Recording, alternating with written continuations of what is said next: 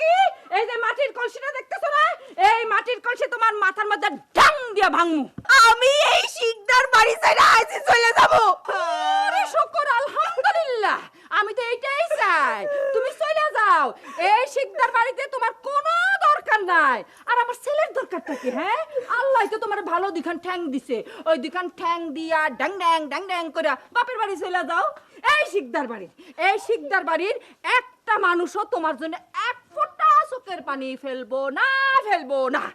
আর আপনি কি কইলেন? আমার ট্যাং দিছে না? দিছে না? ট্যাং দিছে। হ্যাঁ হ্যাঁ দিছে তো। শোনেন, আপনার একটা কথা কই।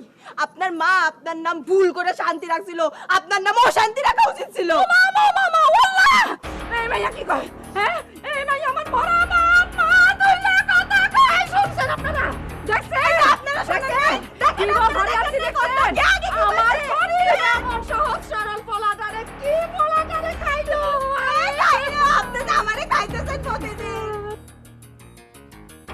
কি খবর করি মিয়া? আসি বলো কাকা। এদিকে তুমি দোকানদারি করতেছো, ওইদিকে তোমার মা আর বউ ঝগড়া ফিরা শিকদার বাড়ি তো মাথায় উঠে ফেলাইছে। রোজ রোজ রোজ একই কাণ্ড, আমি তো আর পারতেছি না। কি করবো কাহা? কারে সাইডা কারে রাখবো? তুমি কাউরে ছাড়তে পারবা না, তোমার দুইজনরে সামলাইয়া চলতে হইবে। আমি আর পারতেছি না কাহা। কালকে সারাদিন কাজ করে যায় দেখি পাক বন্ধ, বউ শাশুড়ি ঝগড়া করে পাক বন্ধ করছে। শেষে সারা রাত না খেয়ে রইলাম। যাও দুজনরে সামলাও, নাহলে আজকেও কপালে তোমার বাদ জুটবো না, বুঝছো? যাই দেখি। শুনো করিম মিয়া, একটা কথা মনে রেখো, সারা জীবন দোকানদারি ফিরা পয়সা কামালে সফল পুরুষ হওয়া যায় না। সফল পুরুষ তুমি তখনই হইতে পারবা যখন মা এবং বউ দুজনকে একসাথে সামলাতে পারবা। আমি যাই।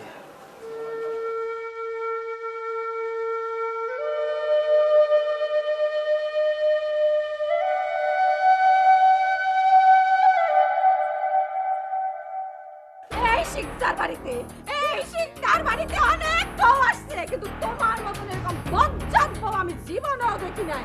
আমি জীবনে অনেক শাশুড়ি দেখছি, আপনার মতো এরকম কথায় কথায় বউরে ঝাড়ি মারা শাশুড়ি আমি কোনোদিন দেখি নাই। আমি জানি মারি, হ্যাঁ আমি জানি মারি, আজকা করি মাসুক। আমি ওরে বলবো হয় তুমি থাকবা নাহলে আমি থাকবো এই বাড়িতে। আপনার সাথে থাকার ইচ্ছাই আমার নাই। এই তুমি কি মনে করছো তোমারে কোলে নিয়ে থাকার ইচ্ছা আমার? তুমি চলে আসো।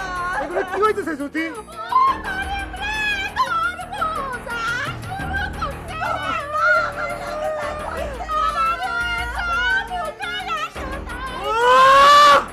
তোমরা একটু থামবা!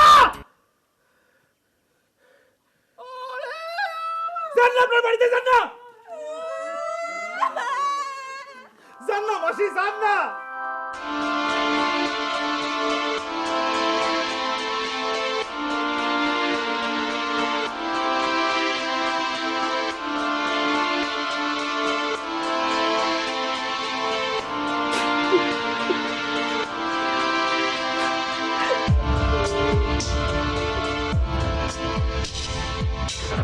আমি আর এই বাড়িতে এক মুহূর্তও থাকবো না। আমার এই বাপের বাড়ি পাঠানোর ব্যবস্থা করো তুমি। বাপের বাড়ি গেলেই সব সমস্যার সমাধান হইব। তো আমি কি করবো? হ্যাঁ, আমি তো প্রথম তার লগে মানায় নেওয়ার চেষ্টা করছি, সে তো খালি কথায় কথায় কুদ ধরে। আমি সহ্য করছি না প্রথম, কিন্তু কোনো লাভ হয়েছে?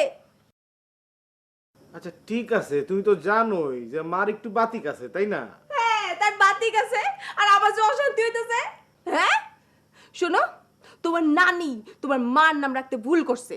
মোটেও তার নাম শান্তি রাখাটা ঠিক হয় নাই, তার নাম রাখা উচিত ছিল অশান্তি।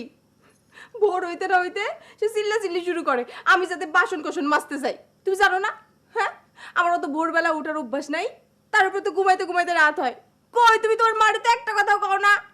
আচ্ছা তুমি তো মায়ের চেনো না, সেটা দোষ ধরে ঠিকই, কিন্তু তার মনটা তো সাফ। ও তার মানে আমার মনে শুধু কালা, তাই না? আচ্ছা এইটা কখন কইলাম? তোমার মন তো একদম ডাবের পানির মতো পরিষ্কার। তুমি একদম টেনশন করো না, বুঝছো? আমি মারে বুঝাই কমু, তুমি খালি মাথাটা একটু ঠান্ডা রাখো। আমার বুঝার কোনো লাভ হইব না। আমার যাওয়ানোর ব্যবস্থা করো দয়া কইরা, তাতে তোমার মার মনটাও শান্ত হয়, আমিও শান্ত থাকি।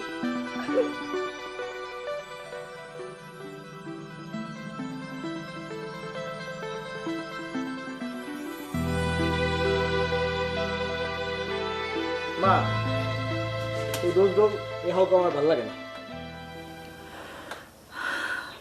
আমার কারণেই তো তোদের যত সমস্যা। এক কাম কর বাপ, আমারে কোথাও পাঠায় দে। তোমারে কই পাঠাবো? ওই যে মানুষজন বলা বলি করে ওই সব বুড়া বুড়িরা নাকি একসঙ্গে থাকে, ওই বৃদ্ধাশ্রম না কি জানি, ওইখানে। কি যে কও না মা, তুমি ওইখানে যাবা কেন? তাহলে আমি আর কই যাবো? আমার তো আর বাপ ভাই কেউ নাই। তোমারে কোথাও যাওয়া লাগবে না, তোমার বৌমারে পাঠায় দিই তার বাপের বাড়ি। না রে বাপ, এইটা কেমন কথা কস? আমার কারণে তুই তোর বউরে ছাড়া থাকবি কেন? বউ গেলে বউ পাবো, মা গেলে তো আর মা পাবো না। ও করিম, হাসা কইতাছস? হাসা কইতাছস বাপ? হ্যাঁ মা, তোমার বউরে আমি ডাইরেক্ট কইছি মায়ের লগে যদি মিলা চলতে পারো আসবা, নাহলে আর আসার দরকার নেই। একদম ঠিক কথা কইছিস, বউরে বেশি পুতু পুতু করানোর দরকার নাই। হ্যাঁ এখন মা সেটটা খাইতে দাও, খাইয়া নিয়ে যায় তোমার বউরে দিয়ে আসি। দিনে দিনে যে আবার দিনে দিনে ফিরাইতে হইব না।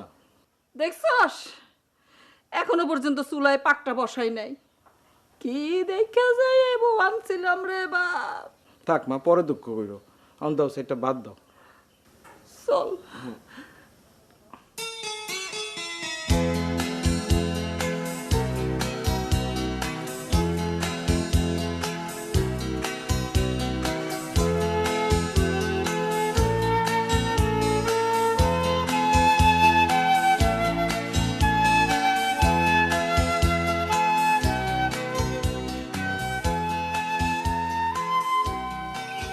তুমি আমার উপর বেজান না?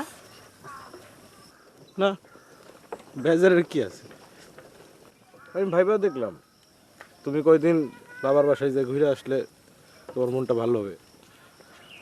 বিয়ার পর তো আর সেভাবে যাইতে পারো নাই।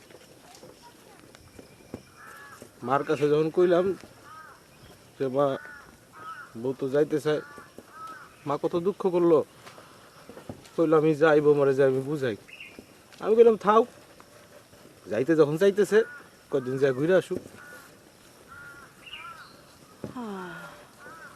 আম্মা এই কথা কইছে? হ্যাঁ, হ্যাঁ তোমার বিশ্বাস হইতেছে না? উল্টা আম্মা কইলো সব দোষ আমার।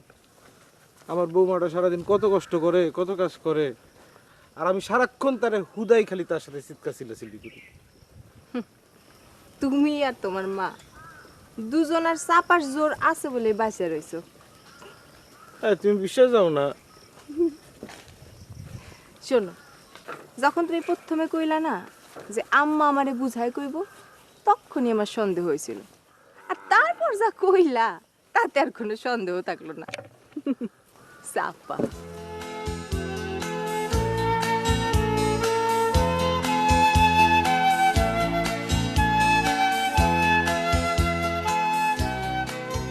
হ্যাঁ বাবা জানাইছস?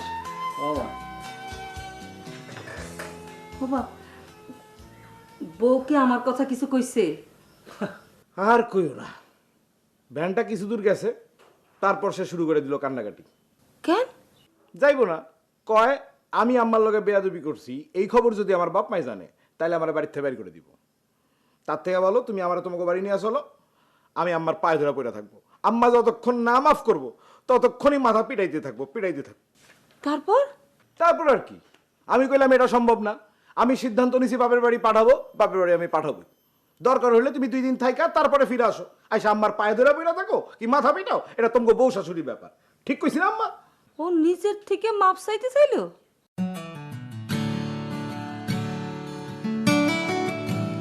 কি বলবো ভাইজান, মাইয়াটা শ্বশুর বাড়ি থেকে আসার পর শুধু ওই কাঁদতেছে, ওই নাকি আর জামাইয়ের বাড়িতে যাইবো না। জামাইয়ের বাড়িতে যাইবো না? তো সমস্যাটা কি? ওর কি সমস্যা ওই ভালো জানে। কি ব্যাপার মা জননী, তুমি নাকি ওই বাড়িতে যাইতে চাও না? আমরা হলাম মাইয়া মানুষ, যে পাত্রে ঢালবে ওই পাত্রে রং ধারণ করব। আমাকে তো দেমাগ থাকলে হয়। এই মা, এত কথা কইও না তো, যা বুঝো না তার নিয়ে কথা কইতে এসো না। আচ্ছা মা তুমি কও, আমি শুনবো। তুই ক, তোর কত সমস্যা, আমি অত শত বুঝি না। আমি যাই রান্না চড়াই গিয়া।